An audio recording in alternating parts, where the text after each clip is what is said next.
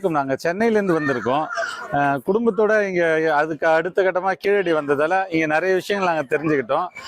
எங்கள் family members எல்லாருமே இதில் ரொம்ப ஆர்வமாக தெரிஞ்சுக்கிட்டாங்க. தமிழனோட வரலாறு 2700 ஆண்டுகளுக்கு முன்பு தமிழன் எப்படி வாழ்ந்தான், இப்போ எப்படி வாழ்ந்துட்டு இருக்கான், இதை நம்ம தெரிஞ்சுக்கிட்டாலே அடுத்த கட்டமாக நம்ம எப்படி கொண்டு போகணுன்றது தெரியும்.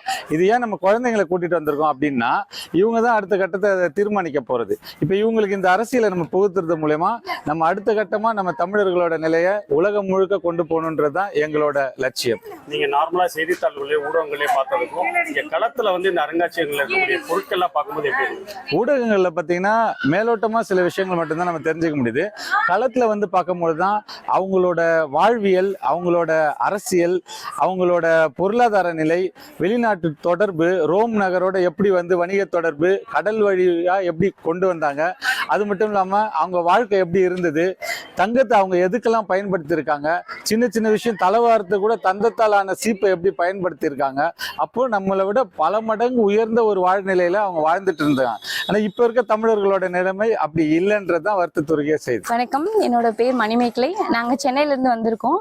இங்க வைகையும் கீழடியும்ன்ற அகழாய்வு தளத்துக்கு நாங்க வந்திருக்கோம்.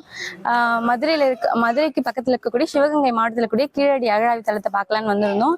இங்க ரொம்ப பிரமிக்க வைக்கக்கூடிய தமிழரோட பெருமைகளை சொல்லக்கூடிய அகழாய்வு தலங்கள் நிறைய இருந்தது. கீழடி பத்தி மட்டும் இல்லாம கீழடிக்கு பக்கத்துல இருக்கக்கூடிய மணலூர், கொந்தகை, அகரம் போன்ற அகழாய்வு தலங்களை பத்தி எல்லாமே இருந்தது. பெண்கள் உபயோகிக்கக்கூடிய தங்க நகையிலிருந்து சுடுமணால் செஞ்ச கம்மல் முதற்கொண்டு எல்லாமே இருந்தது. அது மட்டும் இல்லாம உரைகிணறு பார்த்தோம், அதெல்லாம் ரொம்ப அழகா இருந்தது, ரொம்ப பிரமிப்பா இருந்தது. இது பார்த்ததுல எங்களுக்கு ரொம்ப மகிழ்ச்சி. தமிழா பிறந்ததுக்கே நாங்க ரொம்ப பெருமைப்படுறோம், மகிழ்ச்சி அடைகிறோம். நன்றி. நீங்க உபயோகப்படுத்தின பொருட்கள் அதே இங்க செஸ் காயின் மற்ற இதெல்லாம் பார்க்கும்போது எப்படி இருந்தது? ஆமா, தந்தத்தால் செஞ்ச பகடை இருந்தது, அப்புறம் தந்தத்தால் செஞ்ச சீப் எல்லாம் இருந்தது. அதெல்லாம் பார்க்கவே ரொம்ப வியப்பா இருந்தது, நல்லா இருந்தது. மொத்தத்துல தமிழர் தான்றதை இந்த மூலமா நிரூபிச்சிருக்காங்க. நன்றி. செய்திகளை உடனுக்குடனும் துல்லியமாகவும் தெரிந்து கொள்ள சப்ஸ்கிரைப் பண்ணுங்க.